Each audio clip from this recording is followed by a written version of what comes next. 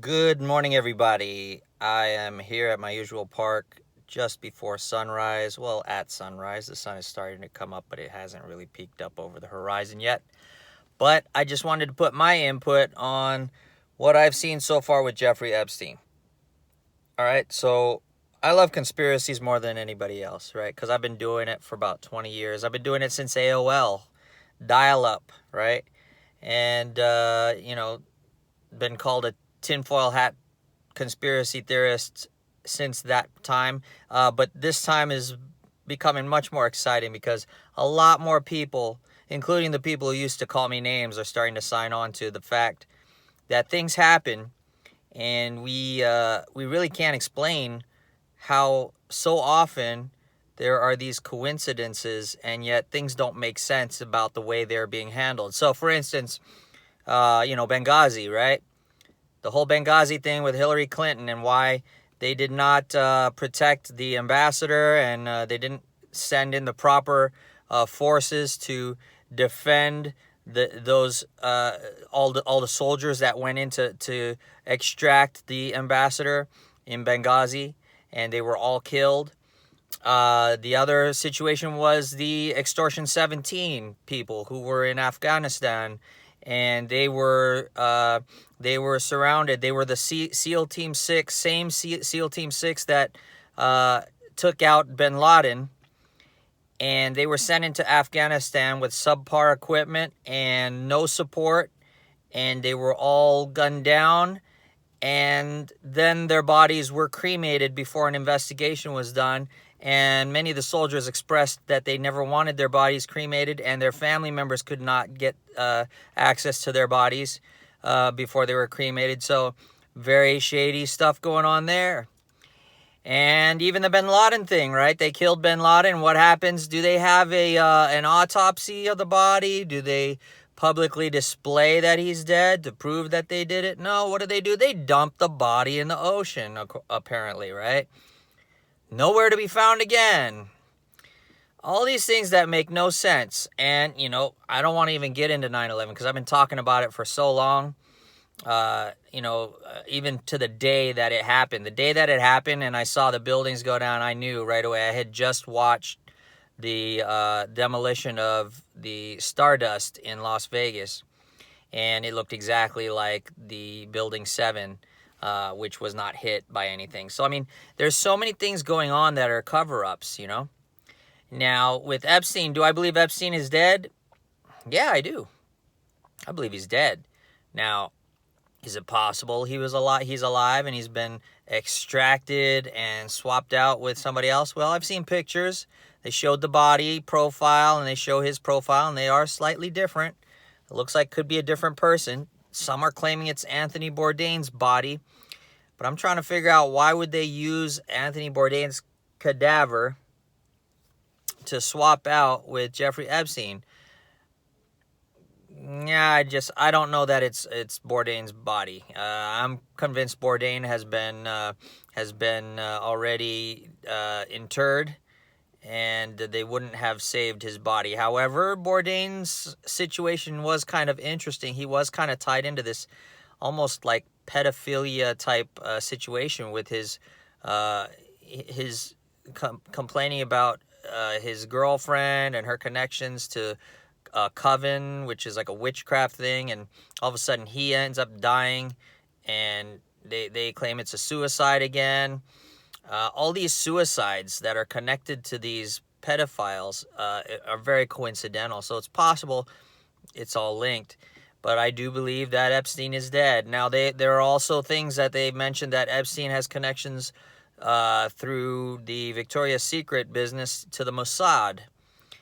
And it's quite possible that he has information on the Israeli Mossad, and the Mossad is very deeply rooted in the United States and has many henchmen and connections here in the U.S.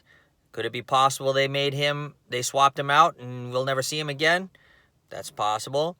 Could it be possible that they went and actually killed him? That is also possible. So, because a lot of things just don't add up. I mean, he's on suicide watch, right? He's in the same facility that they had El Chapo, right? El Chapo was singing like a bird, okay? So El Chapo is revealing all his connections to the deep state through the drug trades and possibly through human trafficking, because the drug cartels down in Mexico are part of the human trafficking effort. And then you got Epstein in that same facility, and he is part of the human trafficking, but for the sex trade portion. Uh, and Epstein gets offed before he can squeal like a little pig, but for some reason El Chapo doesn't. Now I'm trying to figure out why that is. Perhaps I don't know that they're actually afraid of El Chapo, and that they didn't try to take him out, but it's possible that they just don't feel that because he's been in the news cycle for so long that everybody's bored with El Chapo news, and they're not really paying attention to the fact that he's squealing on everybody. That they probably feel like El Chapo's not worth offing. But the Epstein situation is he's fresh in the news cycle, so people are hearing all about it. And if he starts squealing too, people will hear about the squealing and they'll want to know more, and they'll learn more about the deep state and all the people involved. And so they most likely wanted to take him out of the picture either by death or by swapping him out. Now again, I don't believe they swapped him out. I believe he's dead. It's just, how did he die? Did he commit suicide or was he assassinated? Now, I've seen videos of the Mossad in action trying to remember if it was in Dubai. Yeah, I believe it was in Dubai. They assassinated a Saudi prince there. And if you watch that video, I don't know if they still have it on YouTube, but the Saudi prince went to play tennis, and you see these two guys dressed up like they're in tennis. And the Saudi prince came back to his suite, and these two guys follow him up to his suite. They go back in with him, and then they leave, right?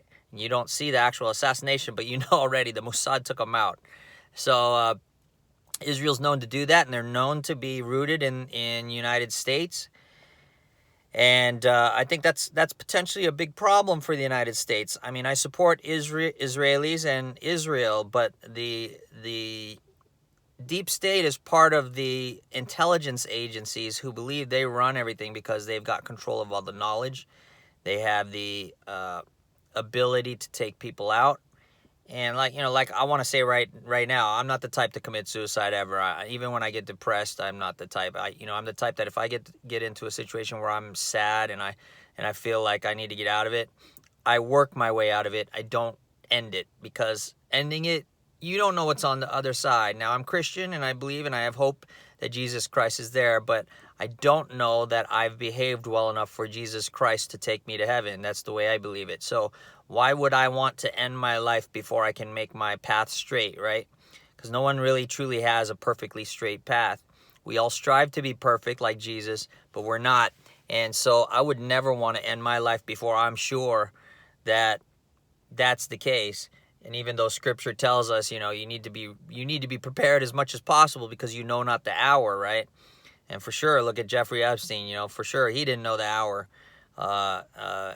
At least I'm sure he did not commit suicide, because it just doesn't make any sense. He's in a maximum security facility.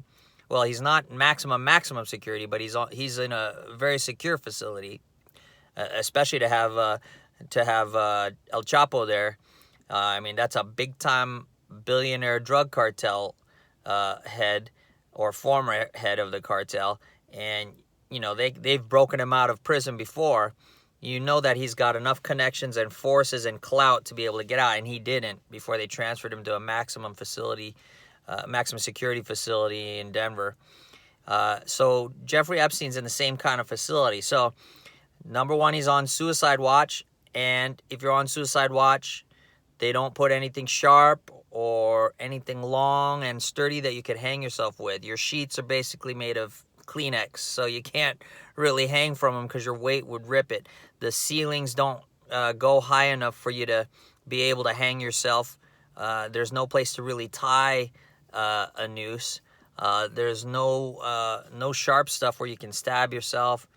Now, I knew he was going to die eventually, whether it was by assassination or by fellow inmates who, because pedophiles are not viewed very highly in prisons, because most of the people who end up in prison have been abused by a pedophile in some way, form, or fashion, whether it's a family member or a guardian. It's somebody who's messed them up mentally, and they do not appreciate that. Most of them. Some of them turn and they actually enjoy being abused, but majority of them are not happy that they've been made screwy because of this. And any chance they get to see a pedophile or a child molester, they will end that person real quick. But I do not believe it was inmates who did it. Although the first time, remember I did that a couple videos back, I did the issue about the power outage in Manhattan on the 42nd anniversary to the day on near 42nd Street, and Bill Clinton is the 42nd president, and he's very closely connected to Jeffrey Epstein. And if you see 4 plus 2 equals 6, so you have those three situations. You have 6, 6, 6. These are the demonic, Luciferian, deep state people. They are not just motivated by power hungriness. They're actually motivated by ritual and spirituality, but not on the good side. They are on the dark side of spirituality, and I believe that this is connected. The first time they did not succeed, many suspected the convicted police officer who tried to kill people of being the henchman who broke into Epstein's cell and tried to break his neck. I mean, if you look at the pictures of this guy, this former cop is huge. I mean, he's got muscles the size on his forearm, the size of my head. So, I mean, if he really tried to kill Epstein, he probably could have done it. And there's testimony that Epstein was not suicidal, and that he made a statement that someone tried to kill him. And because the power went out, of course, the cell blocks open, the cameras go down, the lights go out. There's no way to really track or see or have evidence of what happened. And so there you have it. The first attempt was a failure. Now the second attempt sounds definitely set up. I mean, you're supposed to have guards watching him every 30 minutes. That didn't happen. The guards were supposedly overtime working, so they were asleep.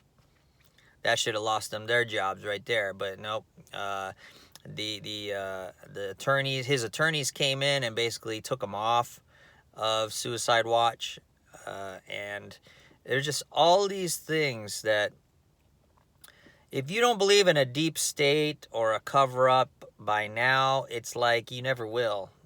They could take all your rights and tax you to death and murder your family, and you'll be like, oh, it's not the deep state, that's just circumstance, not enough evidence. I mean, you could show people evidence galore, and they're just not smart enough to connect the dots, And it does require some form of extrapolation. Extrapolation meaning you're only given so much information, and you have to extrapolate it to the conclusion.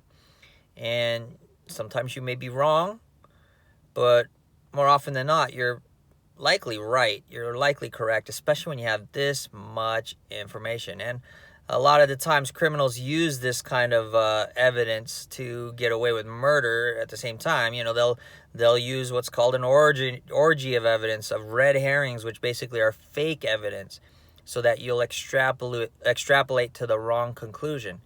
You have to take that into account as well. But a lot of this stuff is, if the media is covering it, and not just the mainstream media, the alternative media is covering it, it tells you there's something wrong. There's a major conspiracy going on, because to have all these things fall into place, it just doesn't make sense. And it's very similar to the other events where they try to cover things up, go back to the extortion 17, where they cremated the bodies of our elite soldiers who were killed in Afghanistan because they didn't give them the support to keep them alive, or the tools to keep them alive. Or the Benghazi guys, they didn't give them the tools or the support to keep them alive, and so they all got killed. And it's like they wanted to destroy the ambassador, to kill the ambassador, who also had information about, firearms shipments that were going to the Taliban and things like that. I mean, excuse me, not to the Taliban, to the ISIS, and it's just all these cover-ups that were going on. It just, you have to eventually realize that there's nothing coincidental about it. There is no such thing as coincidence. It's not fate or destiny doing it. It is control. It is agenda. It is somebody trying to cover things up. Now, Jeffrey Epstein, let's keep in mind who he is. He had a pedophile ring, and they had that Nexium ring where they had sex trafficking, but that was with adults. They were actually branding women with the Nexium symbol. Can you imagine that? Using cattle brands, like burning that into their skin, into their flesh, the Nexium symbol, and forcing them to be sex slaves. And these are famous people. I mean, like Allison Mack. You need to look up these people. Some people would call that conspiracy theory if they hadn't been discovered, been prosecuted, and now they're in trouble. And apparently the Nexium people are singing like birds, right? They're squealing like pigs. They're telling all the info, and that's probably how they connected it to Jeffrey Epstein, because sex trafficking is sex trafficking. Doesn't matter if it's for adults or if it's for kids. You're trafficking humans, no matter what. So, anyway, with that, there are a lot of powerful people connected to Epstein. So it could have been Mossad took him out. Could have also been our own people who took him out. People in the FBI, people in the DOJ, people in the CIA, people in the NSA. I mean, all the alphabet agencies that are tied to intelligence could have tried to take him out just so that he wouldn't squeal on them and reveal who had sex with little kids, and he had videos of it. So the FBI went and raided his island, but who knows if those are good guys, FBI. Are they collecting evidence or are they destroying evidence? We shall see. I pray to God that they're collecting evidence so that these evil people can be dealt with. And the thing we also have to be careful of is, even if they are collecting evidence, are they doing it honestly? Are they only collecting enough to satisfy the American people that there might be justice going on, and then the rest is hidden away so that we'll never find out who the really bad scoundrels are? They're only going to take down the lowest hanging fruit on the tree so that the highest hanging fruit is protected, so that the American people feel satisfied that some justice has been served, and they won't seek to find out who higher up was actually involved. Or is this for everybody? Are they actually going to get all the information so that everybody gets prosecuted? Or the third option, are these corrupt FBI agents and they're going to destroy it? Evidence, just like they did for Hillary Clinton when they're bashing servers and bleach bidding them, and James Comey's information is protected because of his connections to the FBI, and all this stuff, all this gangsterism that is in our intelligence agencies. And yes, I know I'm at risk because I'm on a social media platform and I do my stuff on mobile, and they've got voice recognition on me and facial recognition on me, but I don't care. I mean, at some point, if it's either you die a slave or you live free, at some point you have to call these people out. You're going to die no matter what. And why would I want to die a slow, miserable death by slavery? I would rather, if you're going to try to kill me, you come at me. You come at me, and I hope you're exposed. I pray that you're exposed, and I pray that I catch you trying to come at me before you're able to enact laws that disarm me so that I have no way to protect myself from your illegal actions. You guys are murderers. These are the principalities in high places. That they are the principalities of the air, the ones that we struggle against, that the scriptures say our struggle is not with flesh and blood, but with the principalities of the air, of high places, basically.